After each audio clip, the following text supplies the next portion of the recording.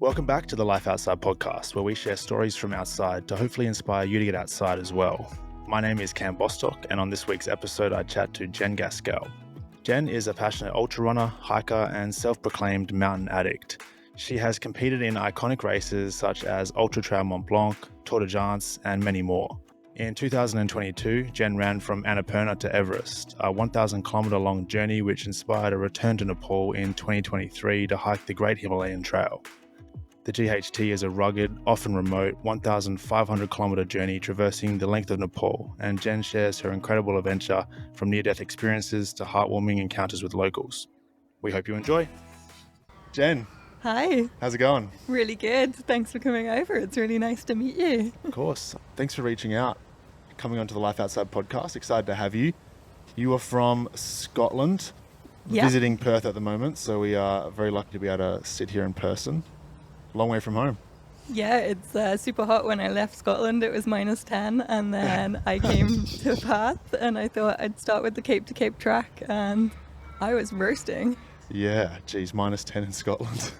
Yeah, that's cold. That's super cold. I'm actually heading to Europe this year. Nice. With my wife, and we are very much wanting to go to Scotland as a big part of our trip for a couple, maybe for like a week. Got some friends there, and I've heard it's obviously insanely beautiful. Amazing. You've got to come over to my house. I live right by a loch. That'd mountains be all perfect. around. It's the Munros. Yes. That's the thing people do there, Yeah, right? so there's 282 Munros over 3,000 feet. So that's So roughly 1,000 meters. Yeah, about 1,000 meters, and it's kind of a Scottish challenge to do them all. How many have you done? I've only done about 150 because Only? you've really got to go north to get the other ones. And it was a bit of a commitment, so need to commit some long weekends. There was a Scottish couple on the Pacific Crest Trail that I met last year, and they were telling me about the Munros and the challenge, and they had done a bunch and invited me one day to come over and tick some off. So Yeah, this year that might happen, which would be really cool. they are very special. Like, most of them don't have paths. There'll be a lot of bashing through bogs, Right. and the views are incredible. There's a similar thing in Tasmania, which is obviously an Australian state, called the Abels, and there's, I want to say, a couple hundred mountains over 1,100 meters, and it's pretty much the same thing. It's like a Tasmanian hiking bushwalking challenge, where a lot of Tassie folk try to tick them all off over their lifetime, and there's a lot of them, and same as in Scotland, a lot of them don't have trails. A lot of them are quite remote in the wild, and you have to like bash out to them. So that's something I'm slowly ticking off as well. I've done like 20. Nice. That's pretty sick that you've done 150. Yeah, what brought you to Perth? So my sister's actually moved out here, and I've never been to Australia before, so I thought I'd come and check it out and do Yeah. a few trails while I'm visiting. Unreal.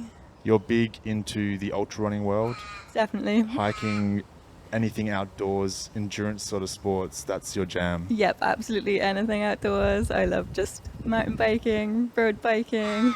I've got all kayaks, pack rafts, the lot. So I love it. I my love it village so much. call me the outdoor centre of the village. because Yeah. we just have so much kit. That's so good. I was actually doing a big reorganize of my gear shed yesterday, and I feel like that sometimes as well. Like, all my mates that want to get into hiking, it's like, just come over, have a little browse through the shed, and For sure. get whatever you need. Got like an array of sleeping bags Yeah. for all conditions. Yeah. But we've only just met this morning, so I'm interested to get to know a bit about what you've done, what started this obsession with sort of endurance sports, the outdoor world. You've told me a bit about some of the trails you've done, some of the adventures you've done, which is blowing my mind, and we'll chat a bit more about later. You've walked the Great Himalayan Trail, which is probably the big one that I'm very interested to talk a bit more about.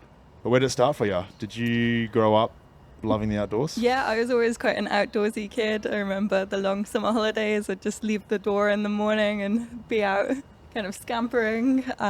Sometimes come get my bike, get my rollerblades, climb trees. And it was really when I got to university at 18, I joined the Mountaineering Society and I started climbing bigger mountains in the Alps. So a lot of the Wow. 4,000 meter peaks there. And we saw the Mont Blanc Marathon, which I suggested we should do on our rest day from mountaineering. My friends toned it down and said we could do the half marathon, so we did that. And there weren't really many people in the Espoir category, which is under 23. So I managed to win like a running watch from that, and I thought I could get into this running thing, and really built it up quite slowly. So I heard about the UTMB, which is obviously around Mont Blanc as well. But that's 100 miles, and I thought that's crazy. That's a big race. It did take me quite a few years to build up to this. So I went back to the UK and I did like a 30-mile race, and that was super hard. Really didn't fuel. I don't think I ate or drank anything for that whole 30 miles. Really didn't know what I was doing at all. But started to learn and did a 40-miler, a 50-miler. Kind of started running an ultra pretty much every weekend. Wow. And by the time Dove I was first. yeah, by the time I was 25, I'd done UTMB, like a lot of the other races, CCC, and then I became a bit obsessed with Tor Des Geants, which is actually over the other side in the Italian Alps. That's 340 kilometers with 31,000 meters of ascent non-stop. 31,000 meters of ascent? Yeah, it's Not incredible. 3,100, 31,000? 31,000. Oh my God. So yeah, that's quite a big one. Did Dragon's Back, which is across Wales. Really gorgeous scenery. Yeah, it's kind of my favorite way to travel. And then along the way, I've met friends who've been like, come out and explore our trails. So my dear friend Lucas, he invited me to San Francisco, and he gave me a really good tour. So we ran 300 miles non-stop and set an FKT around the bay. What? Just loads of crazy adventures. So that led me to going over to Nepal for my first race. But COVID actually struck, so I was entered into this Annapurna to Everest race for 2020. Got cancelled with COVID, got rescheduled many times. It was quite a commitment. I think I'd booked 6 weeks off, and I was trying to get it between work contracts because I do work full time. Sure. And yeah, kind of had it planned for 2022, but the race got cancelled. So me and a friend of a friend decided to go out and just run it anyway, but he really wanted his racing fix. So while we were out there, we also did the Mustang Trail race, which is an amazing 8-day trail race through this kingdom up on a Tibetan plateau with like really cultural experience. We stopped every night, so it's a stage race and you get to eat food with the locals, and that was super incredible. So our Annapurna to Everest really made me fall in love with Nepal. There's a saying that if you go to Nepal, like the first time you go for the mountains and then you keep going back for the people, and for sure that's so true. Super true. Yeah, I've been there as well, and the people were just incredible. The food, the culture, the history, the religion, it's an amazing place. It really is. Take me back to Mont Blanc, the race. That's UTMB is probably the biggest ultra race in the world, probably. Yeah, I guess so. It's probably the or most Western well States, known. I've watched the live streams. I've done all that. The fact that you ran it is crazy to me, and I really want to hear about your experience on that trail and that race. It is a beautiful trail. I absolutely love it. I was quite in a bad condition for this. I actually had a stress fracture in my shin. You started with a stress fracture? Yeah. Wow. And you but still it's quite went hard for to it? get a place, and like the stars were kind of aligning for good weather. I wasn't really sure if I was going to go out and start like 1 week out from the race. Because it's like it's very hard to get in. Everyone wants to run UTMB, right? For sure. All the big names are there, and just getting a spot, even as an amateur, is just like super sought after. Yeah, so it's definitely getting harder these days. So this was maybe like 10, 15 years ago. Okay, so you wanted to make the most of the spot but that you got. But I thought, I've got this spot, like 1 week out, I just tried everything. I was trying like acupuncture, like random creams, random supplements, anything just to get me there. And in the end, I did finish, like not the best time, and I kind of thought, I'll go back next year to try and get a better time, but didn't get a place the next year. And then I did get a place in Tor Des Geants across the way in Colmaya, and just absolutely fell in love with those trails. So it does all of the Ultra-Via 1 and Ultra-Via 2 trails non-stop. The support's incredible, like just the enthusiasm of the volunteers, like the views to die for, like the huge passes. I remember one night looking over the edge of this big pass I'd just come up and looking down, and it just looked like it went down into nowhere. And some Spanish guys were with me, and they were like, "You first." That's crazy. And then at the very end of the race, you come across this Col Malatra, So you spend ages climbing up, and the race is marked with these reflective flags. And I was actually doing pretty well the first time I did the race. So I think about 800 people start. And This is the Italian one. yeah, What's that one called Tor Des again? Geants. Tor Des Geants, okay. I was just there to finish, but it ended up kind of in the first 100. I actually ended up sixth girl, and the Wow. podium's 5 wide, but I didn't know this at the time. I was Yeah. just cruising along. Yeah. So I really wanted to go back and get on that proper podium.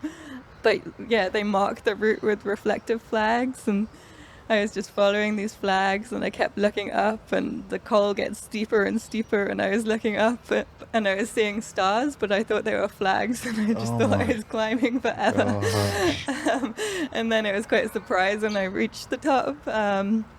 So eventually it becomes a bit of climbing, so there's a bit of via ferrata, and then you get to this tiny little gap just big enough for 1 or 2 people, and from there you can see Mont Blanc.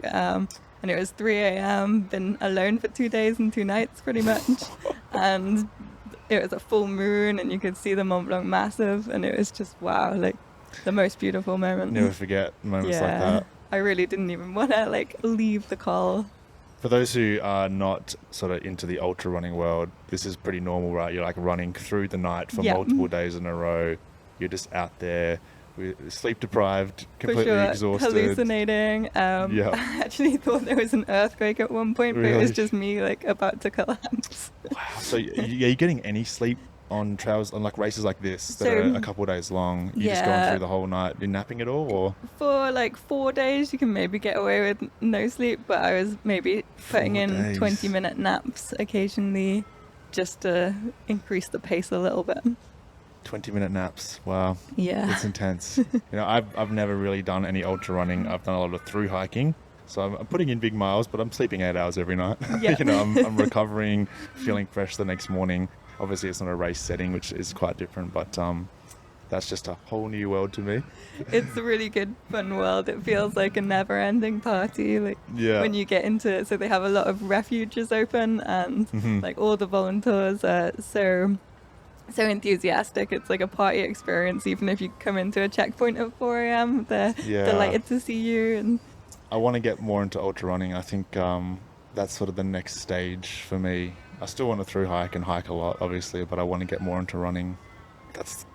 That sounds amazing to me. It really does. I'll come and watch you at Tor Des Geants. I mean, you've made that race sound incredible. And like I said, I'm going to Europe this year, so going to spend some time in Italy and the Alps hiking. And maybe I'll get a taste of the trails and want to come back and Yes. run them.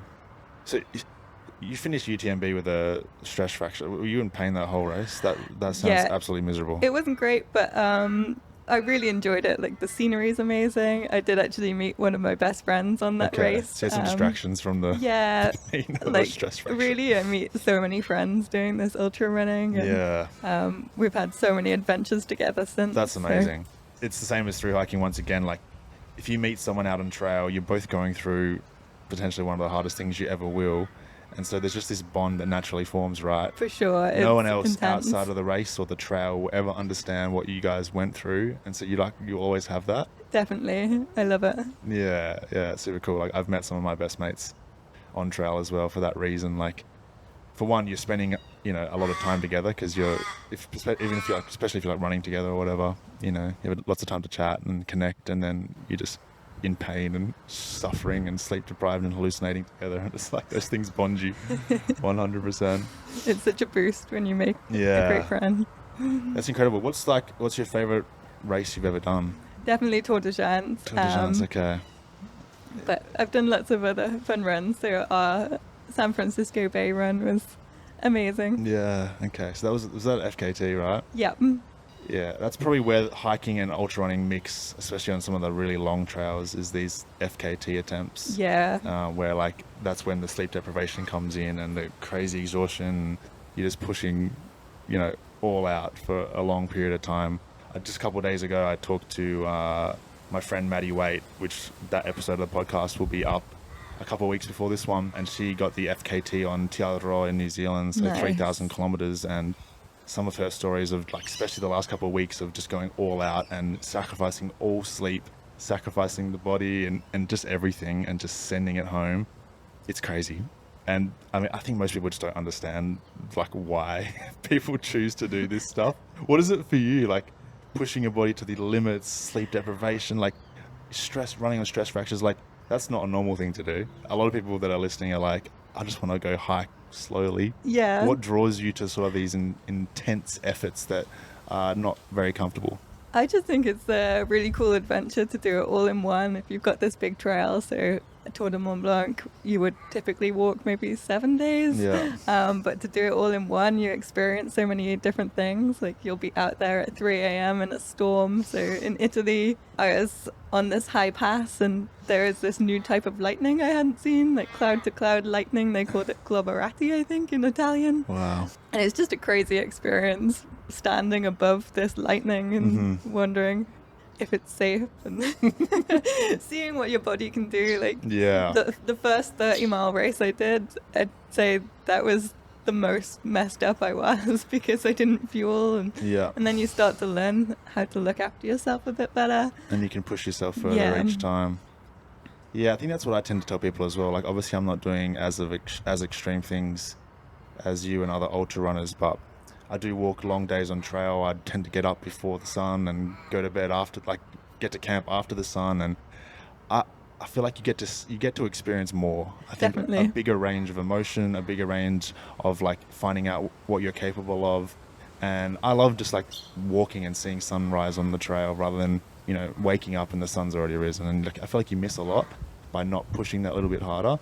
And I think that's probably just like taken to the extreme in ultra running where, like you said, you know, in the middle of the night there's a storm, or like you're looking up this pass and you see the stars. Like you're not ever experiencing that kind of stuff if you're not in this particular setting where you are pushing yourselves to the limits. I think more people could benefit from pushing themselves a bit further as well. For sure. There's a lot of people that are quite comfortable out there, and I think it really very cool. transfers into your daily life as well. 100%. Like as you start to learn, you can push yourself a bit more, and then when you look back on like a work challenge, you know, it's stressful, but actually you know that you can do Tor Des Geants, so you can stay up at night to finish this work project 100%. and get it done. Doing hard things just makes everything else in life easier. Definitely. And doing intentional hard things is the way to do it, because hard things can happen to you and it's always hard to deal with it because you haven't chosen it, and it's like, you know, why is this happening? But if you choose those hard things, you get through them, you're like,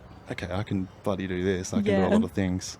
And then it's really a kick and you want to find something harder and really push yourself even more. Which sounds like is what you've done. You started with a 30-mile race, and then you built up and up to all these crazy events, and then you ran from Annapurna to Everest base camp. Which, how long was that? So with the Mustang Trail race included, it was over 1,000 kilometers. Crazy. And that's in the Himalaya. You know, you're not at sea level. Everything's just harder. What was that experience like? It was incredible. So I just completely fell in love with the trails. There's quite a range. So you think Himalayas, like snow-capped mountains, like snowy passes, but there's also loads of different types of jungle. There's different types of desert. Okay.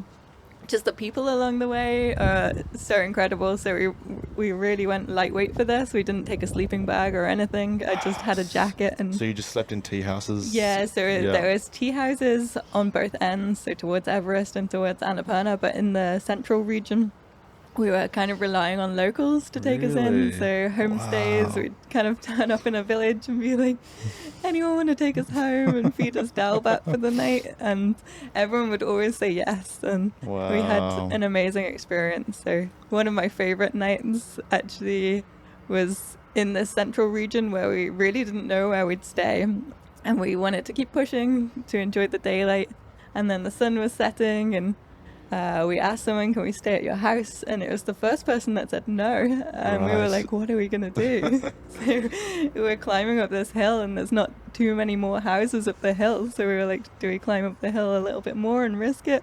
And we did. We ended up at who I call Auntie Rita now. She's an absolute legend. So I think not many people pass through this region because there's no really good reason to be doing this bit of trail, so they hadn't seen many Westerners, but Auntie Rita took us in. They don't speak any English there, but we communicated that it would be nice to try her dalbat, and she's an amazing chef. And there's two little girls that live there, Yuna and Regina, and they were super shy to begin with. I don't think they'd really seen a Westerner, but after 2 or 3 hours they came out their shell, and we had a really good dance party. We were singing until like 1 a.m. They were singing us Nepali songs. They're a really beautiful family, and I didn't think I'd ever see them again. We didn't share contact information, but actually on the Great Himalayan Trail, this big storm came in when we were trying to go for Tasvi Labster, which is one of the big passes. And we had to reroute, so we actually rerouted through Auntie Rita's village, and it was incredible to see them. They would have been so surprised. And I've been back since as well, so yeah, they're really family now. That's incredible that so many people took you in and sort of fed you and couldn't even communicate with you necessarily, but were so willing to help out. I'm sure there would have been quite a few people like shocked and surprised and like wondering what the heck you were doing running through these villages. Like you said, not many Westerners go through there. Did you get that reaction as well? For sure, they wonder why we're here, and like a lot of them haven't really travelled outside of their region so much. So when you get a map of Nepal out, it's just beyond where they're thinking. So so you get the map out, like, you kind of show them where you're running. The recent village that you've been to, and maybe if we've done 40, 50 kilometers, they haven't heard of that village. Really? So we tell them where we had lunch. Right, interesting. Yeah, I think a lot of those villages are quite remote up in the mountains and in those regions, right? And they're quite self-contained. They're amazing people there, so they really don't have much, just a lot of blankets and a lot of pots, but they're very happy people, and they're very welcoming. Yeah, that's amazing. What kind of mileage were you doing per day on this 1,000 kilometer long trek? You said you went very lightweight, you were running a bit, but you obviously the terrain's not easy in a lot of places. You're going up high passes. Oxygen is, not very good up there. There's not a lot of it. A lot of feeling the altitude sickness. So I'm guessing the daily mileage kind of varied depending on the difficulty of the day. Yeah, it really depended on how much uphill there was that day. So we went over some big passes as well, like Loki La on Manaslu circuit, the Rong La on Annapurna circuit. I think some days we were doing 40, 50 Ks, some days we were doing 20K. Yeah. Damn. So how long did it take, the full 1,000? With the race included, 6 weeks. 6 weeks. Damn. Yeah, that's wild. That's a wild adventure. It was amazing. You obviously loved it so much that you went back to Nepal to do the Great Himalayan Trail, which is sort of like an actual through hike of the Himalaya. And how long after did you go back to do that? So that was 1 year later, actually. So when I got to Everest Base Camp on Annapurna to Everest, I just lay on that rock at Everest Base Camp, and I just felt so content and happy, and it was the best 6 weeks of my life doing Annapurna to Everest. And actually my trail friend, he hadn't really enjoyed it. He wanted a bit more luxury. He'd been quite ill with his stomach the whole way. Okay. And he was really in a rush to get this trail done and get the hell out of there. Yeah. Whereas I would have slowed down and really enjoyed it, maybe stayed at Auntie Rita's house for a bit longer. Yeah.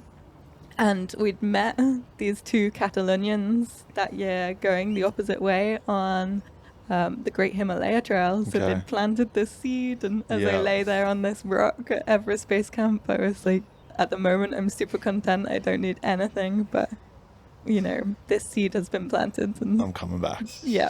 How much of the trail does the Great Himalayan share with the Annapurna to Everest route? It really depends. So the Great Himalayan Trail, firstly, trail is quite an overstatement. For the east and the west, you might be neck deep in juniper bushes, waist deep in snow, no idea where you're going. It's definitely not a waymarked trail. But then it does meet some of the main circuits. So you will go over Manaslu circuit, Annapurna circuit.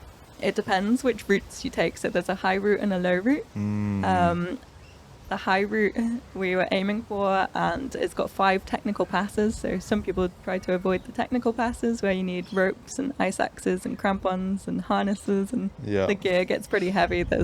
You're not running those. But we were aiming for the highest route possible. We did get a lot of snow, so we didn't achieve all of the high passes, but we continued to cross Nepal because a lot of people do it over 3 seasons because of the monsoon season and the winter. So you want to either take the spring, which is April, May, or October, November, the autumn. So we started in the spring and we intended to try and smash it all out in one spring before the monsoon.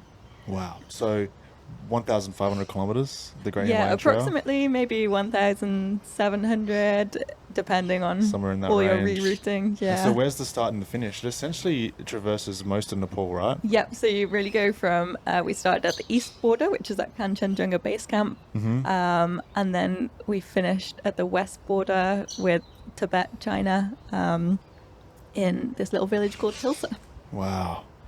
Insane. I mean, I'm sure you were super excited at that start point. It was incredible. I was so excited. I mean, it's quite a commitment to make the start point because I think we took 2 flights. We then took a 12-hour road jeep, and the roads in Nepal are quite wild. Yeah. At one point, we were driving these cliffs at midnight, and the driver got out and got his 3310, his Nokia 3310 out, and put the torch on to see if it was better than the headlights. Oh my god! And then after this road jeep, you then get an off-road jeep for 6 hours, and after 5 minutes of that, our road jeep was stuck in the mud, and we were like, "This is road jeep gonna work?" And then the trek from where the off-road jeep leaves you, that's normally, I think, maybe 9 days to Kanchenjunga Base Camp. I think we did it in 4, but we probably did that a bit too fast because by the time we got to the start, I had really bad altitude sickness. Right. I was like vomiting. But I was super keen to get started on the GHT. So it was. It sounds like a big mission just to get to the start. For sure. That's crazy. So were you with a group of people? So I ran this with Rob, who's one of my best adventure friends. Yeah. He's got some great qualities in that the more we're suffering, the more we're laughing. Yeah. So it's quite a serious route, but we're probably the least serious people doing it. Sometimes you need that. Yeah. I love Rob. So yeah, we had an amazing time. Some parts it's mandatory to take a guide, and with the length, so I think we took maybe 93 days, so we did have some resupply. So if we had to take a guide up, then we'd get them to bring a bit of food up. And we needed our ice axes and ropes delivered. So obviously you didn't carry all of the mountaineering high pass gear if the we whole could way be through. lightweight, we'll be lightweight. So what was your gear setup at the start? You were doing this fairly quickly, obviously. Yeah. Was it a similar setup to the Annapurna to Everest, like very minimalistic? It was a lot heavier than that for sure. So I think the lightest I got to is probably 10 kilograms. When we had our full winter stuff, so we changed to our winter tent and ice axes, crampons, harness, etc. Yeah, it was probably pushing 20k. Wow. But then we would be taking, so you can get a porter guide. So we'd probably take them over with us, and maybe they'd carry the rope. Yeah. Yeah. So run me through your gear setup at the start then, not including sort of that technical gear. I'd love to hear exactly what sort of you brought along. So for the start, actually, we're expecting the technical passes in section 2 when you hit Makalu, and all the high passes over 6,000 meters at that end. Section 1, we weren't expecting so much snow, but actually we could have really done with the technical gear for section 1. Wow. But I was carrying like a lightish sleeping bag. I did have a heavier sleeping bag come up for section 2. What was it rated to? I think -10. Okay. And it does get pretty chilly at night. So that was quite limited. I definitely preferred my warmer sleeping bag, but I didn't want to carry that the whole way. I had trekking poles. We had some energy powder, so that's what we mostly lived off. And then we bought dal bhat along the way. So dal bhat's the traditional Nepali dish, which they eat for lunch and dinner. I love it. So amazing. It's rice, lentils, and then whatever they can curry, normally potatoes. Yeah. Dal bhat power 24 hour. Dal bhat power 24 hour. So we also had these Salomon shoes. I can't remember what they're called, like Salomon XA something. So they're like trail running shoes, but then you can wrap an outside on them, which becomes an ice climbing boot. Whoa. So we had these, which is really nice because then you can be in trainers when it's not snowy, and then you can wrap the boots on. And the wrap can hold a crampon? Yep. Wow. And they're pretty stiff soles, so they're not the warmest boots, but it was a really good option for really this kind of trail. Yeah. They don't sell them anymore, actually. I really want another pair. So you had a tent as well that you guys shared, mats, sleeping mats. Yeah, we would have had a lightweight tent for that section. Yeah, just a roll mat. Did you do a lot a of jacket? Yeah, so very basic setup. Yeah, very basic. Yeah. We're into our suffering, so we also have these shaky hand warmers. I'm not sure Australia will have seen these, but they mostly keep me alive. Yeah, so when it gets really cold and your gear doesn't quite cut it, you pop those out. Or we boil, so we did have a stove with us, boil some water and make a little hot water bottle. Damn, that's crazy. Yeah, I mean, you're obviously planning to move pretty fast, so the lighter you can be, the more viable that is. But there's definitely a balance, especially in extreme, for sure, sort of environments like the Himalaya, where like you don't want to die, do you? Yeah, I definitely kind of planned this with the intention of running, and then as I realized how much kit we had and like just the length of it, like it was more fast packing. Like if there was a nice downhill and we were feeling good, we'd scamper it. But so I'm guessing there must have been a lot of planning that went into this, like the logistics and just the route and the gear and everything you'd sort of need. For sure. It's overwhelming even thinking about planning a trail like that, although I'm very interested. What was that like? How long before you started did you sort of start planning everything out? We weren't the most organised as ever, but we did have quite a good GPX. So there is a website hosted by Robin Boosted, who's actually an Australian who came up with the concept of the Great Himalayan Trail. And people put in their GPX routes and they say like this section really wasn't good, wouldn't recommend this, and people update and they add like where they camped and whether it was good. So really scooping a lot of information from that website really helped.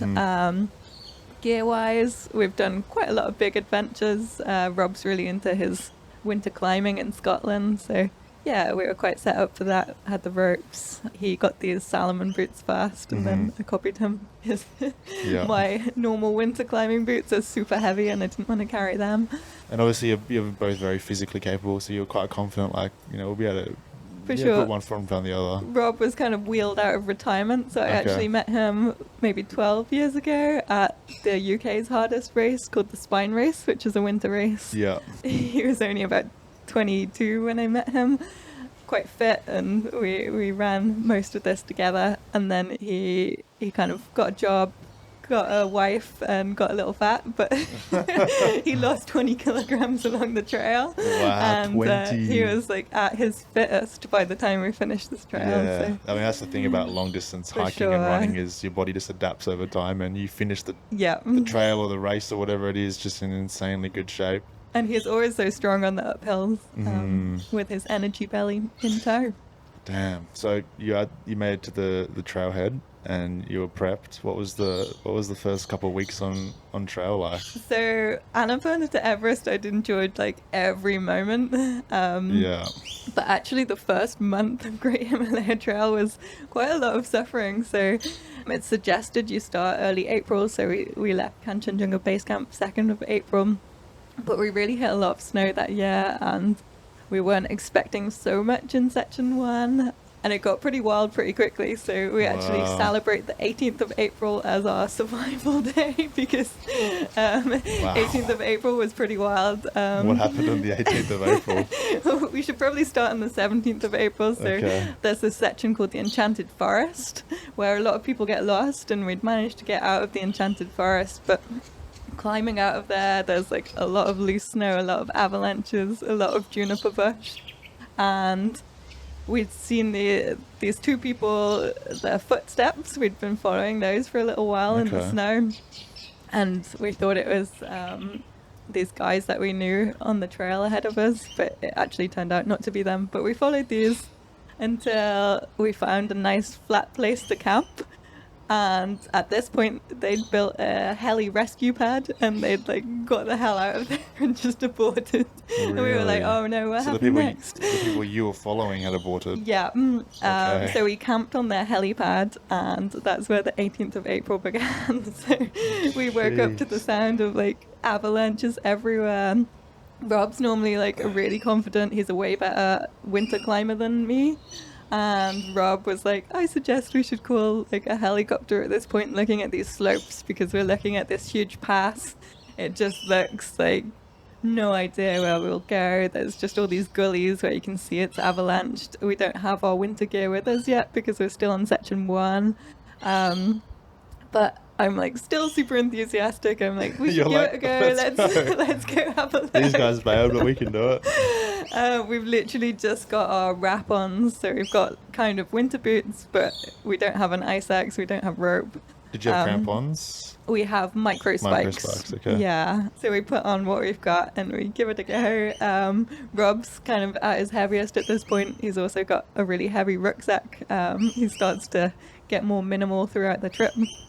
But he's really struggling going through the deep snow, like just sinking in his shoulders pretty much on every step. And it doesn't really help if I'm digging, going first, because he'll still sink in my footsteps. Yeah. And then we get to this gully. It's kind of like a Scottish winter climb, but we have no winter climbing kit. And there's this really big chute, so you can see it just disappears for 2,000 meters below us, and we really don't want to slide. Don't have an ice axe to ice axe the rest out of this. Were you on the trail at this point, like en route? Yeah, That's so this hectic. is the route, but Okay. I don't think there's normally this much snow, or maybe if you knew about the snow, you'd take it more gear. Yeah. But we struggle up this slope. There's like some juniper bushes poking out, so I'm like clinging onto juniper bushes for my life as we get up this gully, and like I think my eyes are like tearing up, but we managed to struggle up this slope, and then for the next few hours we're just going through really deep snow, juniper bushes. We can see that, so there's another team ahead of us that we don't know, but we can see they're having a really bad time because there's like vomit all over the trail. There's like diarrhea all over the trail. We're like laughing at how bad a day they're having. Yeah, really suffering through this. And then we eventually get to a downhill. So we're aiming for a tea house at the end of this section. We haven't been in a tea house for maybe over a week now. Wow. So we're really looking forward to this. We're like, okay, just get to the tea house and we'll be fine. We get to the downhill and it's like an ice rink. It's crazy, icy, and like huge rhododendron bushes that you have to battle through. Yeah. It's just the craziest terrain to go through. Like completely exhausted when we make it through this downhill, and then it's going dark and we get to this like huge gushing river with like big boulders in it. You really don't want to fall into this river, but the official trail is you scoot along the right edge of this river, but it's landslide terrain, so like this sand with loose rocks in, and there's water gushing through the landslide terrain, which is really suboptimal. And it's a huge drop into this river, and it's dark, and it was the sketchiest thing ever. So we're trying to like stand on boulders that are in the sand, and like sometimes the boulders just drop off into this gorge below, and it's so scary. And we know there's a path on the other side, so the Makalu trek is starting to come in on the left-hand side of this river. And some local Nepalis, they get their head torches out and they're starting to like flash their head torch at us, saying like, you're in danger. But we're like, what do you suggest? Like, we have to keep going along this right side to get to this bridge to cross over to the tea house. And eventually they come over the bridge ahead of us and cross to the other side. But it's just me and Rob really suffering through this. He's like trying to promise me that the rocks are solid. I know they're not solid. He knows they're not solid, but like he has to encourage me. So shout out to Rob for getting me across that. And then eventually we made it to the tea house and we had our Mountain Dew, and we said we'd celebrate being alive every 18th of April from now on. That's wild. What a day. Jeez. And you can't even really express how it really was either. No, I'm sure every moment. So sketchy. How long of a day? How long were you trekking? I think we got to the tea house at like 10 p.m. and we probably started, I don't know, 7 a.m. Yeah, it's a big day out. Yeah. Big day out, fearing for your life half the time. Suffering the whole way. So I was kind of expecting to enjoy it a little bit more, like, for sure later on it got really enjoyable, like when we got to Dolpa on the west. I mean, that was amazing. I had the best day of my life out there. So you're coming up to April 18th. It's almost time to celebrate. Time to being celebrate, alive. get the sacrificial mountain Today's dew actually April 2nd, or is it 3rd? It's I almost think it's like the 3rd, yeah. So we're almost the nearly anniversary of there. you starting. Survived another year. Crazy. So first couple of weeks were pretty intense, especially Yeah, pretty those intense. couple of days. And actually, then we get to Makalu. We were coming up to the highest and most dangerous mountain pass in the world, Shapani Col, which is at How high? 6,180 meters, I think. So that's about the highest I've ever been on a mountain. Yep. That's at the summit of Island Peak in the Everest region, and that's a pass that you have to cross. Yeah, so we're getting there. We take like a rest day at Makalu base camp to try and acclimatize. We're taking it in turns to be ill, so actually as we're arriving at Shapani Col, Rob's really suffering this time, so he's got this terrible cough. Right. Which is not what you want when you're at high altitude. Kumbu Cop. Yeah, and then a big storm comes in, so we get to Shapani Col base camp, where you sleep under this glacier, and yeah, we want to try it. Like, it's a cool section, so we start going up. It's really hard going, so it's just this boulder field covered in snow and ice, and it's been quite a mission to get there already. And then you hit the glacier, so it's all covered in snow, but you might fall into a crevasse at any time, and at this point... Are you roped up? No, so we really should be roped up, but we actually have 2 Nepalese guys with us at the moment, because they've brought our winter stuff up to Makalu base camp, and then they're just going to come over the cols and leave us to it on the other side. But they don't have harnesses. Actually, they only have 1 sleeping bag between them, so they snuggle at night. And yeah, they're not really guides, they're more porters, so they don't know about roping up on glaciers. Right. And they've gone ahead with the rope, and Rob's behind, like, vomiting his guts out. And this huge storm comes in. And yeah, I kind of say, what are we doing? Like, we shouldn't be moving in this whiteout without being roped up. Like, let's camp up here. So we're above 6,000 meters, and we set up camp maybe like 10 a.m. and try to wait out this storm. But we got so cold because we're kind of just runners in kit. Like, we have these boots, and I'd sent 1 more jacket up, and I have my big winter sleeping bag, but really you don't want to camp above 6,000 meters for too long. So we're waiting it out. We're trying to get weather forecasts on our sat phone, so we've got a Garmin InReach with us, and the weather's looking really bad for 10 days. 10 days. Yeah. You can't sit there for 10 days. And because we want to do like a continuous one in one season, we're like, what should we do? We tried to wait it out. We camped overnight to see what it was like in the morning, and like in the morning it's these huge winds, snow's coming in, like we're only like 100 meters below the col, but we can't see it. And like my fingers are getting really cold. Rob's feet have got really cold. Frostbite's a real concern. Yeah, and like his cough's super bad. I just looked back on our videos, and in all of our videos Rob's just coughing his guts out. So we're kind of like, okay, we need to go down, and we do text and say like, how much would a helicopter be from here? And it's $10,000, and we're just like, nah, can't do this. Yeah. So we start going back down towards Makalu base camp, and actually we ordered a helicopter so it gets cheaper the lower altitude you go. So we went down to like 4,000 meters and took a quick heli to hop over to the other side, with the intention of coming back to do this section if we have time at the end. Yeah. And then we're over into Solakumbu, the Everest region, the Gokyo trails, and this is kind of nicer. So you've got tea houses. Tea houses everywhere. It's doable even if you're in a storm. So okay. Wow. We carry on cracking. You've got to make those tough decisions sometimes, don't you? To live to fight another day. It was the craziest heli ride as well. So I don't know if you know Simone Moro. He's an amazing climber. He's Italian, but he's done a lot of first ascents in the Solukhumbu. like Lotsie. He's done different routes on there. Wow. And he's turned into a heli rescue pilot. Wow. And it's actually Simone Morrow who comes and picks us up. Really? And I recognize him before he even lands. And You're I'm like, kidding. no way. And he gives us the sweetest tour. So we like literally fly past Everest and he's pointing out the routes and things. It was incredible. Yeah, so it's like a blessing in disguise. Yeah. You had to skip a little bit, but you had a sick experience. Was there many other people? You mentioned like you're following tracks of a few people. Was there many other people that you met that were hiking the entire length of the Great Himalayan Trail? So there is just 2 people ahead of us, Abu from Iran and Mark from Switzerland. Okay, so They'd you'd started met them. solo, but they'd teamed up. Yeah.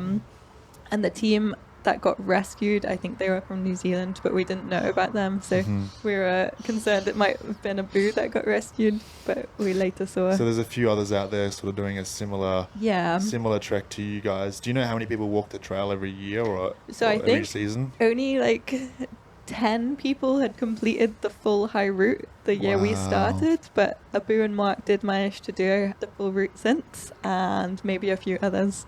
There's definitely people doing it over several seasons. Yeah. So we did meet a Japanese team who were doing it over 3 seasons later on in the trek.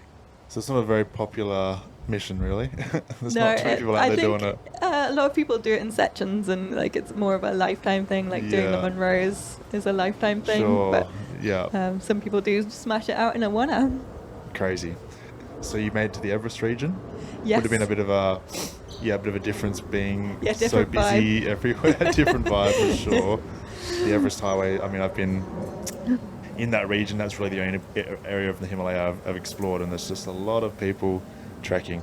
But because there's a lot of people, there's a lot of tea houses, Yep. a lot of support and facilities, food, Yeah, we got a good accommodation. feed and had a good chat with some people. Yeah, and then carried on our journey west. So what was the route like through that region? Because there's obviously passes, there's Everest Base Camp, there's Yeah. the Gokyo region, like you said. Yeah, so we don't have to go up to Everest Base Camp. I'd already been, and Rob was keen to crack on west because we were quite time limited at this point. So you go over the Gokyo passes, so Chola, Rendula, and these are 5,000 meter passes. Mhm. I think in total we might have 23 passes over 5,000 meters on the Wow. GHT. Kind of lost count along the way. Yeah, there's a lot. Yeah, and then we're coming into Tashi Labster, which is another technical pass, and there was a huge storm, and at this point I'm getting pretty ill, so I've got some kind of cold. How many days in are you at this point? Or probably like a month in by now. Yeah. So I'm really quite ill at this point. So we decide to take the lower route, which does go past Antivitas, and I'm so excited to see them. But first I go to this hospital towards Jiri to get some antibiotics. I've got like laryngitis. Far out, not what you want. And we take a rest day. Actually, it's Buddha's birthday, Buddha Jayante. So we join this in Karikola, which is an amazing village.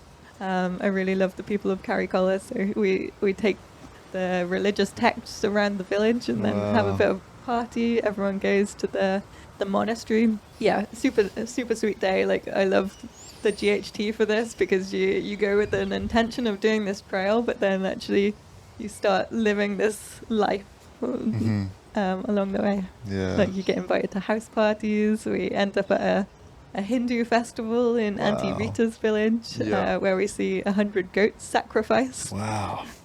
It's not something you see in Scotland. Yeah, for sure. Yeah, you never know what's going to happen in Nepal, but it's always going to be an amazing experience. That's the beauty of traveling, especially to For places sure. that are so different to where you're from. You get to see all these different cultures and religions and all this stuff that you just would never see otherwise. Yep. Yeah, that's wild. So you're a month in.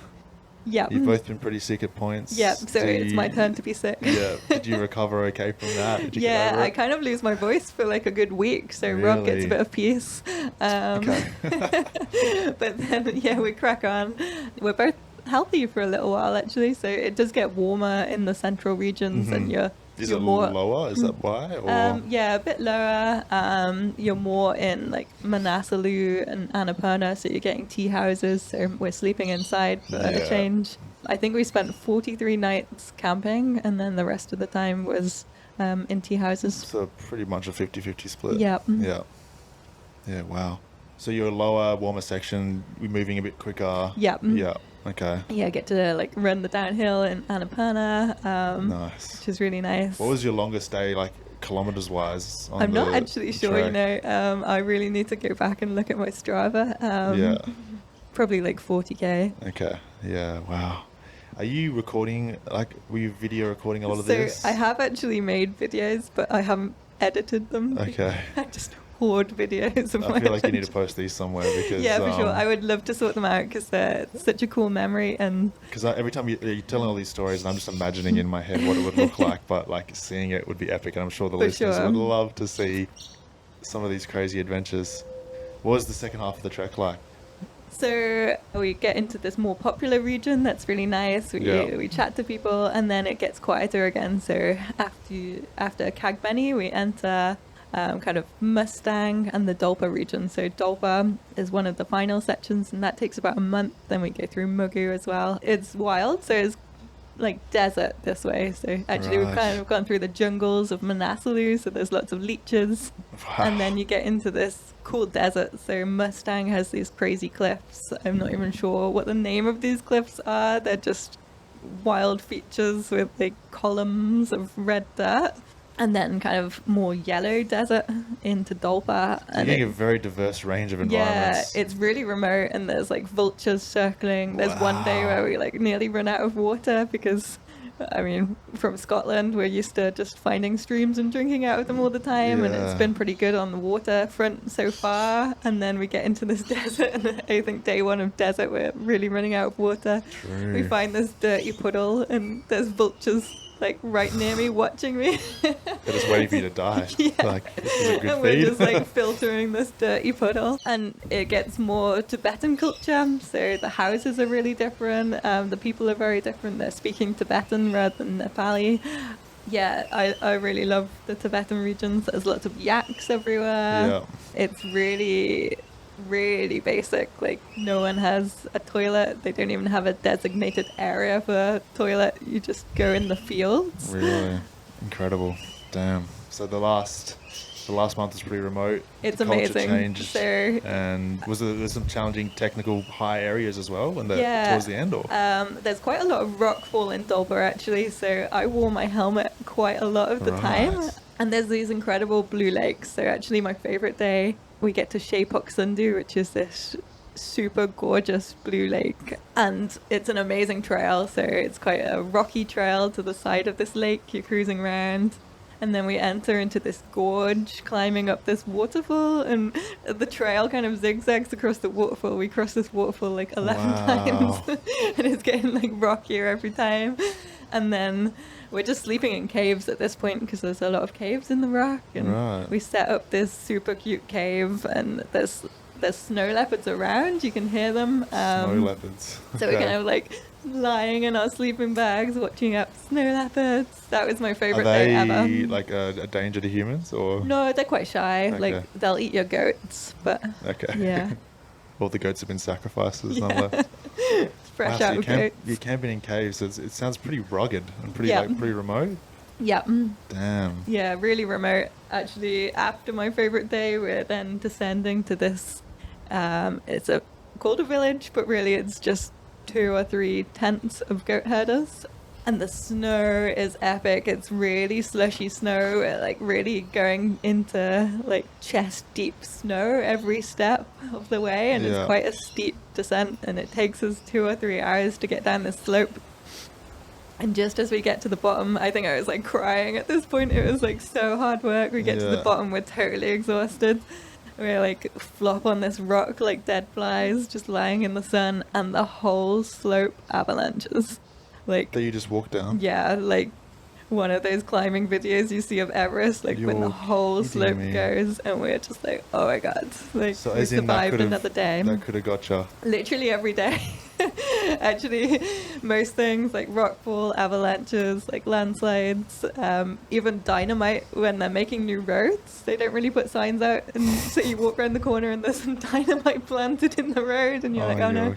But So on how are you hedging the risk when all this is going on? yeah, Like, you just, I'm trying to wear my helmet a lot in Dolpa. yeah. Actually, when we got to the Annapurna circuit, me and Rob had just said, like, phew, we're kind of safe here. Like, we're walking along this road. There's not many, like, jeeps on the road, maybe, like, one jeep an hour, so you've got this nice wide road. Right. Feels super safe. We've got loads of tea houses, and we're just walking below this cliff, and there's goats above us, and a goat knocks this rock off, which is the size of a small fridge, and it like skims past Rob's ear, and we're like, oh my god, like, so every day is feel like wild. You have to be a little lucky at times, right? Because that's just a crazy environment to be out in for crazy. 3+ months. It really makes you appreciate life though, and like, as your life flashes by before you, like, the one thing I wanted to do before I die is this Great Himalayan Trail. So it feels incredible to be out there. So it's like, especially in this last section where it's quite remote, what are you doing for food, like in calories? Yeah, so we've taken our Sturka energy powder, which we live off, and we've got some dehydrated meals. So Firepot sent us quite a few meals. So are these like resupply packages that you've sent places? Yeah, so actually when we get into Dolpa, it's a protected region, so we have to take a guide with us. So we got the guide to bring up some extra food there. Yeah. If we do encounter, so at the goat herder place in Shea, they're kind of a bit of a shop, so they could sell us noodles, and we bought dalbat from them. But we can go like a week or so without seeing anyone, so we do have to carry quite a lot of food for this section. And this energy powder is just like your main calorie. You're just drinking it, or? Yeah, just drinking that. Because if you take gels, it's just the weight adds up. It's too heavy. So quickly. I'm sure that got pretty monotonous. Yep. Energy powder and dalbat for Treating 3 months. I actually really love dalbat. Like, every time we were just so ready for it, and it always comes with unlimited refills. So make the most of that. The food at all the tea houses in the Everest region where I was trekking was none of it was particularly like good for you, but it all tasted good. They're like deep fried Snickers bars and dalbat and momo. The one time we did a branch out into Western food, I had a mushroom pizza, and I actually got mushroom poisoning. Oh my gosh! So I was like, I'm gonna stick to my dalbat. Yeah, jeez. So, what was the last few days, the last week like? Oh, it was wild. So actually, you go through Mugu, which is a really poor region. So everyone in the mountains is quite poor, but they're generally very happy because they have great community. They've got their religion. Mugu, they were just, everyone's quite ill with stomach diseases. It was very unclean. So actually we're fundraising for Mugu. If you go on Just Giving, you can find us. If you look for Great Himalayan Trail, Jenn and Rob. Fundraising? Yeah. I'll put the link down below. That's incredible. Because the people of Mugu, like, they were so nice, but they were like pretty desperate, and by this point our stomachs had also gone, and they were like, have you got any drugs for the stomach? And we'd had our last ones. We'd also ran out of toilet paper, and we'd found these leaves that were very velvety. Right. Desperate times. Yeah, desperate times, but beautiful people. It's getting more green at this point, enjoying like a bit of greenery. The trails are incredible. Like, the people we meet just make everything amazing. And then we get into Simicot, which is actually where you fly out of at the end, and from there it's a 3-day trek to the finish at Hilsa. So it's really quite deserty on the way to Hilsa. It just feels crazy. I'm kind of not so ready for it to end, because I love trail life so much. If I could just walk every day, like, I would. So after 3 months and all that you went through, you were still wanting to be out there? I just love it. Wow. Yeah. But I think Rob was quite keen to get home and see his family, and we were like in really good spirits. Like, we had so many funny stories from along the way. Like, we're still like laughing at everything together. Like, we've got on so well. And pretty emotional to make like, it to that sort of when we could see Simicot in the distance, like tearing up. For sure. Wow. Best thing you've ever done? Yeah, best thing. Like, so cool. And actually, so when you finish at Hilsa, we were like, oh, it's like on the border of Tibet, China. There'll be something amazing to treat ourselves, because the last region's really poor. Like, you can't buy a Coke, you can't buy anything really. Like, it's black tea and dalbat, that's all you're getting. Yeah. And we thought in Hilsa maybe we could get some like Chinese tea or like something exciting. We'd treat ourselves. We were like, we'll buy the best place in Hilsa. Yeah. And actually, when we got there, it was still pretty basic, like just dalbat. And we'd seen Abu and Mark, the guys ahead of us. They'd hired a helicopter to get back to Simicot, and we were like, I wonder how much a helicopter would Yeah. be. And it was actually pretty cheap. It was quite funny because we were talking about this helicopter, and this guy walking past with his donkey was like, do you want a helicopter? And we were like, yeah, can you order one? And he was like, yeah, if you've got a power bank, then I can charge my phone and I can order you a helicopter. And we were like, Yeah. seriously? And he did. He sat on his rock and he charged his phone, and within 10 minutes there was a helicopter there. Wow. And it was actually the guy that had picked up the other GHTers, and he was really chatty in the beginning. He was like, how is the trail? How many days did it take? At this point, monsoon season's really kicking in, and we're flying down this gorge with this raging river, like rocks either side of the helicopter, and then the monsoon hits and we can't see anything. while you're And he's flying. kind of flying visually, and Just stops talking. he goes completely silent. I'm trying to like video it on my GoPro, and he tells me to put it away. And me and Oh. Rob are like, oh no, this is like actually the end. And we sit there. I don't know how long this helicopter takes, but we sit there in silence, like gripping the helicopter seats. You made it all this way, and the And then- helicopter's what gets you. And then somehow, like out of the clouds, Simicot appears, and we're like, phew. And we land, and I'm like, good job to the pilot. And I was like, is it hard to fly in the rain? And he just doesn't say anything to us. He He just was sits shook. there, and he's like, Dang. and that was the end of our GHT. Incredible. So would you fly out from there Yeah, back so to actually Kathmandu? Or? Simicot, the small planes, they also fly visually, so they can't fly in when there's clouds. So we actually spent a week in Simicot waiting for our flight. Right. Yeah. Good chance to reflect on Yeah, the journey. we got to know every villager in Simicot. It was really fun, actually. Yeah, and you're probably quite happy. You just wanted Yeah, to stay I there absolutely forever. loved it. Rob was quite keen to get down to. So by the time you finished, obviously Civilization. the season was over, and Yep. you probably didn't have too much more time before things would have gotten pretty hectic out there. Yeah, so we went down to Bardia, actually, where you can do a safari. So tried to see some tigers. Yeah, and then flew home, and we have got so much footage. Like Rob had an Insta 360, I had a GoPro, and we And just haven't sorted any of haven't it. put any of it out yet. So- No, we've just gone on more adventures since and All right. recorded more. Yeah, that's fair. And so this is about 2 years ago. Yeah, that you finished. Yeah, 2 years ago we were like Incredible. almost like 1 month in. Yeah, actually we're starting. Yeah, we were on You'd day be on 2. trail Yeah, 2 years ago. That's crazy. I'm sure similar to my experience on the PCT, I finished that trail and I thought to myself, there's nothing that could ever be better than this. Is that sort of like a yeah, similar? for sure. Like it is just Nothing to top a it. crazy experience of a lifetime. Yeah. I just love it so much. Mhm. So what's next? You've done the Great Himalayan Trail after doing 1,000 kilometers from Annapurna to Everest. Yep. Are you going bigger? Do you have any like bucket list hikes, races, runs that you want to do? For sure. So they are expanding the GHT into Bhutan, I've heard Tibet, Do you know how much Pakistan, longer it's gonna be? India. There is a GPX route of India. I know one person that's tried it, and he didn't really recommend trying it again Right. yet. But Bhutan, I think, is pretty ready. So I think maybe get that done this autumn or next spring, Wow. because that looks an incredible country to visit, and then I can fly Is- through Kathmandu and visit Auntie Rita. Yeah. So the extension of the GHT, is it going to basically encompass the entire Himalaya eventually? Yeah, so I'm really Wow. excited for Pakistan. Like, I think that's an amazing country to visit. I heard Yeah. everyone's really friendly, and Yeah. I've the heard the same. blue lakes you see. Mhm. Wow.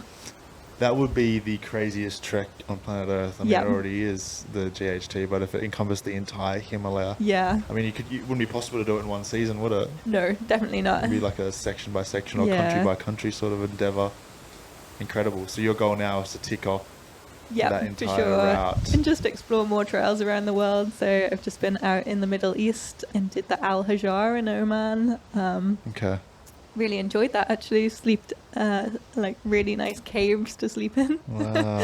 And now I'm out in WA. Like, I've seen the bib track, and Tassie looks cool. So yeah, Yeah, there's plenty of there's great trails. a lot of trails around the here world. and around the world. And that's the thing. The more you do, the more you find out about. Definitely. Like, you meet friends, and then they're like, "Oh, you Yeah. should come out and Yeah. try this trail." That's right. And like, I think the more eclectic and unique adventures you do, similar to a lot of the stuff you've done, you're going to meet those unique and eclectic individuals that tend to gravitate towards those more Definitely.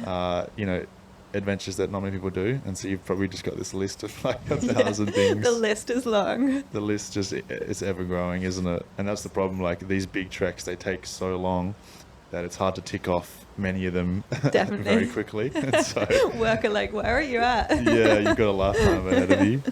What do you do for work that allows you to kind of get away and do 3 months expeditions and stuff like that? So I'm a university lecturer, but I mostly teach on an online master's course, which is quite handy for living in the mountains. Yeah. Or I share courses, so maybe I take the first half of a course, which I did this January, and then someone's taking the second half now. So that's how I can be in Australia at the moment. Incredible. Insane. I forgot to ask you during the GHT recap, but altitude sickness, you said you had some issues with altitude sickness in like the first week because you ascended a bit too fast. What about throughout the whole trek? Was there any moments where you had edemas or anything serious happen? Yeah, so I'd say Rob was in pretty bad condition on Chopani. Was quite worried about him there. And then we acclimatized quite a lot. So the last month through Dolpa, you're really high. I don't think we really dropped below 4,000 meters for a lot of the month. But still, you could make mistakes. So you're not really meant to have caffeine at high altitude. And I remember one day I didn't have any breakfast, but I had a sachet of coffee. Yeah. And I was just walking up this pass, and then I was like, I feel super sick right now. Really? So you still need to be careful. You need to keep hydrated for sure. But we did acclimatize, and we were thinking when we got back down, we'd be super fit. But after our week chilling in Simicot and eating lots of dalbat, we probably lost it. Yeah, because obviously like altitude training is a thing a lot of runners do, right? Definitely. Because you're training with a lower oxygen percentage. It helps you when you come back to sea level or to a place where there's more oxygen. You're just fitter, I guess. Yep. Did you feel like that trek helped you with your running, or you gained any fitness from it, or you're just too exhausted by the end of it? We probably holidayed a bit too much at the end to really get that. We were thinking, we'll do like a big Scottish run when we get back. So we have like the Ramsey round, which is like a 24-hour round, and we were thinking we'd do this, but we went to the safari first, and then we both got colds on our way back.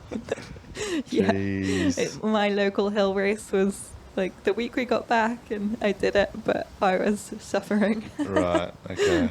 Yeah, I guess your body just had this residue of fatigue as well that was probably just sitting there for a long time, which just tends to happen after a big effort.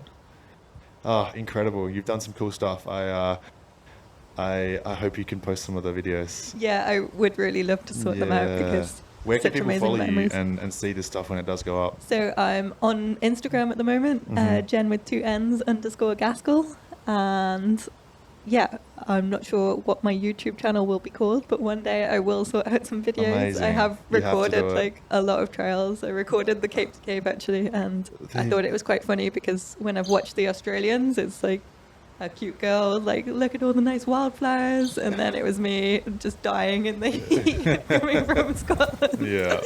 That's funny. The heat can get you if you're not used to it. Yeah, very exposed on that trail. Cool. I'll link your socials below so people can jump on board, and now you've got the pressure to actually post because people are waiting. Yeah. There's your motivation. There we go. Good motivation. Hopefully we can tee something up in Scotland this year. Yeah, I'd love to see you. That'd be cool. That'd be really, really cool. Go do some hikes, and I can experience the -10 and suffer just as much as you are here in the heat. Yeah, that will be good. Cool. You'll be like, where's the shaky heat pads? Exactly, yeah. I actually suck in the cold. It's the worst. I'm just miserable when it's cold. And cold for me is like 10 degrees, not -10, like 10 degrees. I'm like cold freezing. You can deal with. You can like put on more layers and get your heat pads out. But hot, I'm just dying. I don't know. I did a bike ride at lunch yesterday and it killed me. Yeah, I mean the Perth heat at the moment's cool, but I definitely prefer the heat, I think, overall. I don't know why. But thanks so much for joining me this morning, Jenn. Thanks so much for having me. Really good to recap, and Hell yeah. Thanks. Thanks for listening, guys. If you did enjoy this episode, make sure to follow the show wherever you are listening, rate us 5 stars, and we'll catch you in the next one. Cheers.